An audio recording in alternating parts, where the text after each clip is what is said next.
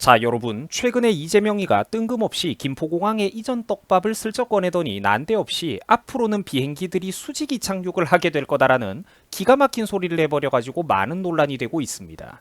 자, 이재명은 최근에 민주당의 인천 계양을 국회의원 보궐선거에 나오면서 지역 공약으로 갑자기 김포공항의 이전을 내세웠습니다. 내세우면서 김포공항의 국내선 기능을 폐지하고 인천국제공항으로 통합시키자는 뭐 그런 소리를 냈다라고 해요. 자, 그런데 그 근거로 갑자기 뜬금없이 앞으로 비행기들은 수직 이착륙을 하게 된다. 앞으로 비행기들은 활주하지 않는다라는 정신 나간 소리를 해버린 겁니다. 자, 당연히 네티즌들은 허무맹랑한 소리라고 산업에 대한 최소한의 상식도 전혀 없는 사람이라고 강력한 비판을 하고 있습니다. 그 상식에 기반이 없다라는 거죠. 자, 왜 사람들이 이렇게 격한 반응을 보이냐면은 실제로 그럴 만한 이유가 있기 때문입니다. 자, 시청자분들께서도 아시겠지만 저 거대한 어떤 태평양이나 대서양의 바다를 건너가지고 다른 대륙에 이르기까지 지구 반대편까지 그 수백 명이 넘는 승객과 화물을 태우고 이동하는 이런 국제선 민항 여객기는 그 크기가 어떻습니까? 그렇죠. 굉장히 크고 무겁습니다. 날렵한 전투기하고는 종류가 완전히 다르다라는 거예요. 그래서 수직 이착륙이 이런 비행기들은 아예 그냥 불가능한 게 현실입니다. 이 팩트예요. 그래서 사람들이 이거를 비판을 하고 있다라는 겁니다. 그러니까 예를 들면은 고도로 숙련된 파일럿이 자기 혼자 타는 전투기와는 다르게 민간 여객기, 이런 민항 여객기들은 안정성이 굉장히 중요하지 않습니까? 구조적으로. 그리고 또 오랫동안 이게 여러 번 재사용을 해도 괜찮아야 되는 이런 거 몇 년, 수십 년 동안 쓰죠, 비행기를. 오랫동안 여러 번 재사용해도 괜찮아야 되는 그런 내구성 같은 부분들이 이런 민간 여객기에서는 굉장히 중요합니다. 아무래도 이게 전투기 같은 특수 목적의 비행기들보다는 반대편 공항의 장거리를 이렇게 비행을 해가지고 도착을 하면 간단한 정비를 빠르게 마친 다음에 또 다음 손님을 싣고 다른 지역으로 가야 되고 이런 특수성이 있죠. 용도와 환경이 전투기하고는 다르다라는 거예요. 그래서 이런 민항기 같은 경우에는 수직 이착륙 시스템을 집어넣는 게 적어도 현재 인류의 과학기술로는 절대적으로 불가능합니다. 이런 거대한 민간 항공기에 수직 이착륙 시스템을 집어넣는 것은 현실적으로 불가능할 뿐더러 만약에 조금 작은 여객기에 억지로 이걸 시도한다라고 해도 뜨고 내리는데 그 연료를 다 소모를 하게 될 겁니다. 연료를 다 소모를 해버린다라는 거예요. 그리고 구조적으로 굉장히 이게 불안정할 뿐더러 쉽게 말해서 불가능합니다. 불가능해요. 한편 이게 제가 배경 지식 차원에서 좀 짚고 넘어가는 건데, 물론 현재의 기술력으로도 수직 이착륙기들을 여러분들이 TV에서 보기는 봤을 거예요. 일부 제한적으로 이런 게 존재하기는 합니다. 자, 그런데 보통 일반인들이 하는 생각과는 다르게 이 수직 이착륙 시스템은 절대로 만능이 아니라는 겁니다. 물론 활주로 공간이 거의 필요 없다라는 거는 장점이죠. 하지만 이 시스템 하나를 위해서 다른 수많은 단점들이 다 같이 따라온다라는 겁니다. 수직 이착륙이 가능하도록 엔진의 추력 방향이 바뀔 수 있는 가변 시스템을 적용해야 되고, 그걸 위해 가지고 수많은 부품과 함께 무게가 크게 증가를 하게 된다라는 거죠. 이로 인해 가지고 부품이 늘고 무게가 늘면은 유지 관리비가 또 크게 증가를 하게 되죠. 안정성과 내구성은 덤으로 떨어지게 됩니다. 그리고 또 이걸 위해 가지고 그 비행기에 실을 수 있는 무장량도 감소하고 비행기의 연료 소모량도 크게 늘어나게 된다라는 거죠. 연비도 떨어지게 됩니다. 자, 그러면은 이렇게 보면은 단점 투성인데 왜 이거를 쓰느냐? 그럼에도 불구하고 필요한 경우가 제한적으로 있기 때문이에요.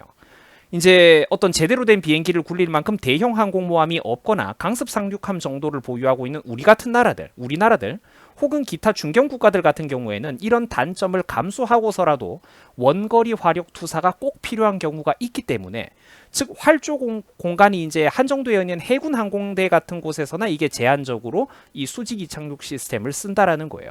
멋있기도 하죠. 그러니까 얻는 장점도 있지만 반대로 이런 거는 무장을 많이 못 가지고 연비도 떨어지고 작전 반경도 줄어들고 이런 유지비도 증가하고 포기해야 되는 수많은 그런 어떤 단점도 함께 존재를 한다라는 거예요. 기술력의 한계인 거죠. 그러니까 미국 같은 나라는 슈퍼캐리어라고 해가지고 일반 다른 나라들하고는 차원이 다른 좀 독특한 거대 항공모함을 운용을 합니다. 이거는 활주로도 넓고 또 동시에 비행기도 여러 대 발진을 시킬 수 있는 막강한 무기죠. 물론 미국이라고 해가지고 수직 이착륙기가 없는 거는 아니에요. 하지만 다큐멘터리 같은 데만 봐도 알 수 있다시피 일반적으로 미국의 항공모함에서는 비행기가 수직 이착륙을 하지 않고 활주로를 달려가지고 정상적으로 이륙을 합니다. 자, 그런데 그렇게 해도 미국의 거대한 항공모함조차도 이 전투기가 항공유와 무기를 가득 싣고 일반적으로 지상에서처럼 날아오르기에는 그 공간이 짧아요. 그럼 어떻게 하느냐? 그 충분한 추력을 어디에서 얻느냐? 달릴 공간이 적은데 바로 항공모함에 탑재되어 있는 그런 증기식 혹은 최신 어떤 제럴드 알포드급 항공모함, 최신 항공모함 같은 경우에는 전자식 캐터펄트라는 거를 사용을 해요. 이 캐터펄트라는 게 뭐냐면은 옛날에 투석기 같은 것도 캐터펄트라는 이름을 썼는데 이제 새총처럼 마치 비행기를 뒤에서 쫙 하고 이렇게 밀어준다라는 겁니다. 새총을 쏴서 날려보내듯이 전투기를 뒤에서 사출을 해줘요. 항공모함이 그 힘으로 밀어가지고 뒤에서 도와준다라는 겁니다. 그러니까 제가 지금 이런 설명을 왜 해드리고 있냐면은 이 수직 이착륙 시스템이라는 게 단점이 없는 만능의 기술이었다면 미국이 당연히 모든 해군 함재기를 수직 이착륙기로만 쓰지 않았겠습니까? 제가 그 말을 하는 거거든요.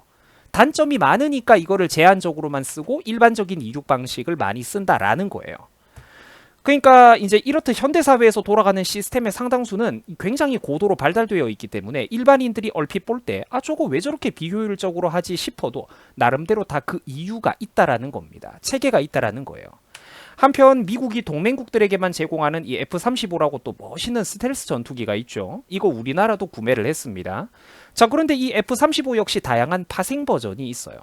전통적인 이착륙 방식으로 최대한의 화력을 싣고 날아올라가지고 싸움을 하는 전투기 본연의 기능에 충실한 그런 공군 용도의 F-35A가 있고, 방금 보셨던 것처럼 활주 공간이 제한적인 상황에서 어떤 무장 탑재량이나 작전 반경을 일부 희생하더라도 고성능 전투기가 필요한 그런 해군에서 사용하기에 적합한 수직 이착륙이 가능한 F-35B 같은 게 있고, 이런 식으로 다양한 파생 버전이 있다라는 거예요.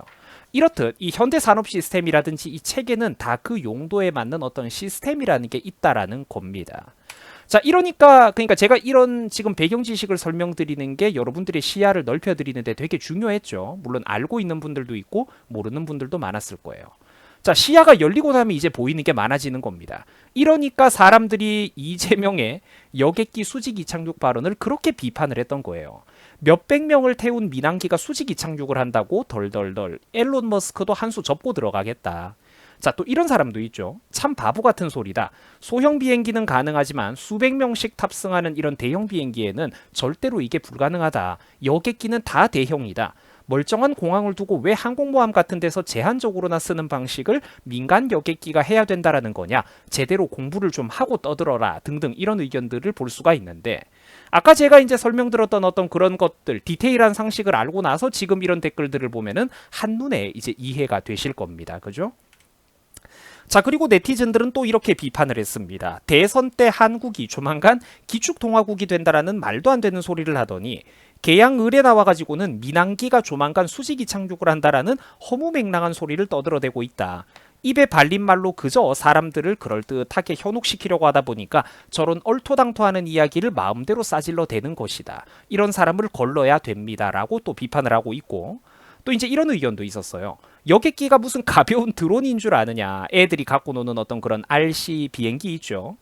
그러니까 장난감 비행기 날아다니는 그런 거, 뭐 물론 어른들이 조작하는 것도 있지만요. 그러니까 이제 이런 의견도 있었다라는 겁니다.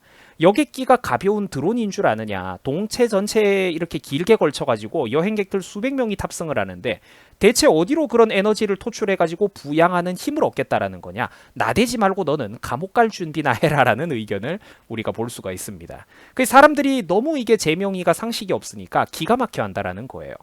자, 이런 거를 보면은 제명이는 지가 무슨 아이언맨이라도 되는 건 마냥 착각을 하고 있는 게 아닌가 싶습니다. 이 거대한 여객기가 수직 이착륙으로 활주로도 필요 없이 움직이면서도 그 수지 타산이 맞을 수가 있다면 이재명 본인이 그런 기술을 가지고 항공회사를 세우면 됩니다. 전 세계 최고 레벨의 부자가 될 수 있겠죠. 산꼭대기라든지 저 깊은 밀림 속의 오지라든지 최소한의 공간만 있으면 공항도 필요 없이 수백 명의 승객을 지구 반대편까지 나를 수 있게 되니까 당연히 세계적인 부자가 되겠죠. 정치 왜 합니까? 그러니까 이게 외계인이라도 붙잡아온 게 아닌 이상 말도 안 된다라는 거예요. 거대 여객기가 수직 이착륙을 한다라는 거는 말이죠. 자, 그런데 문제는 이재명이가 뭐 그냥 마음대로 혼자서 떠드는 헛소리 떠드는 일반인이면은 별 상관이 없는데, 문제는 대한민국 국민들에게 막대한 영향력을 끼치는 정치인이라는 점입니다. 그것도 지금 현 시점에서는 대한민국에서 지금 최상위 레벨에 있는 유력 정치인이죠. 그래서 문제가 심각하다라는 거예요. 이 사람은 예전에도 이런 헛소리를 한 적이 있었습니다. 아까 보셨던 한국이 기축통화국이 된다라는 그런 정신나간 발언이라든지 이런 최소한의 경제적인 상식이 없는 것부터 해가지고 또 유명한 발언이 있는데, 바로 독일에는 유명한 세계적인 메이커가 없다. 근데 조그만한 중소기업이 강하다라는 유명한 궤변입니다. 자, 대기업이 나쁘다. 독일이나 일본에는 대기업이 없고 전통 깊은 그런 중소기업들이 강하다. 강소기업이 뛰어난 거고 우리나라도 이런 모델을 따라야 된다라는 이 말도 안 되는 논리들은 의외로 저 586 운동권들을 비롯해가지고 딱 저 나이 때 속하는 우리나라 좌파 정치인들, 그리고 전교조 교사들에게 굉장히 오랫동안 이 사람들이 갖고 있었던 잘못된 환상입니다. 이게 알만한 분들은 아시겠지만 쟤들은 진짜로 그렇게 믿어요. 독일에는 대기업이 없다. 일본에는 대기업이 없거나 그런 것들은 나쁜 것들이다. 이런 나라, 독일이나 일본 같은 나라는 강소기업이 중요하다. 이런 소리를 얘들이 진짜로 하는 거예요. 얘네들이 굉장히 오랫동안 가지고 있던 환상입니다. 자, 그러면은 여러분들 정말로 독일에는 대기업이 없을까? 당연히 거짓말이죠. 일본에도 대기업이 너무 많죠. 당연히 거짓말이고 허무맹랑한 소리라는 거예요. 우리나라는 세계 레벨에서 활동하는 대기업이 정말로 적은 나라입니다. 오히려 대기업이 없는 나라는 우리 같은 나라예요. 세계에 먹혀들 만한 그런 월드 클래스의 브랜드가 우리나라에는 끼케야 손가락에 꼽을 정도죠. 몇 개 없지만 빈약하지만, 독일 같은 나라는 이런 대기업들이 셀 수 없을 정도로 다양합니다. 상식적으로 대기업이 많고 세계적으로 크게 성공해가지고 유명한 신뢰성을 가지고 있는 브랜드가 많으니까 독일이 유럽 최대의 경제대국이 될 수 있었던 것 아니겠습니까? 그죠? 전 세계 소비자들에게 신뢰받는 그런 브랜드가 있으니까 그 나라가 강대국이 된다라는 거예요. 자, 여러분, 프리미엄 자동차 시장을 꽉 잡고 있는 독일 자동차 회사 3사가 누가 있습니까? 벤츠, BMW, 아우디 이런 것들 대표적이죠. 그 벤츠, BMW, 아우디 같은 회사들이 중소기업입니까? 아니죠.